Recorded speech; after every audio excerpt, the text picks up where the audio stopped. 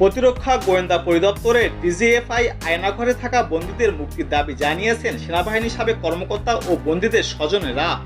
সোমবার রাতে রাজধানী ক্যান্টনমেন্টের কুচুক্ষেত এলাকায় অবস্থান নিয়ে এই দাবি করেন সাবেক সেনা কর্মকর্তা ও গুম হওয়া ব্যক্তিদের স্বজনেরা। রাত 10টার দিকে সাবেক রাষ্ট্রদূত ও সেনাবাহিনীর সাবেক ক্যাপ্টেন মারুফ জামাল বলেন, ডিজিআইএফ এর আয়নাঘরে অনেক মানুষকে অন্যায়ভাবে বন্দী করে রাখা হয়েছে, আমাকেও সেখানে বন্দী রাখা হয়েছিল। এ কারণে বাকি বন্দীদের ছাড়িয়ে নিতে আমরা অবস্থান নিয়েছি। তাদের অক্ষত অবস্থায় স্থানান্তর না করা পর্যন্ত আমরা ফিরব না।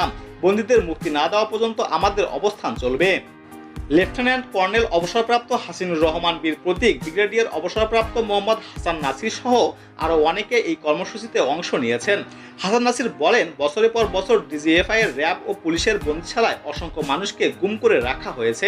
সোমবার রাতের মধ্যে তাদের মুক্তি দিতে হবে, তা না হলে দায় মুক্তির জন্য তাদের মেরে ফেলা হতে পারে।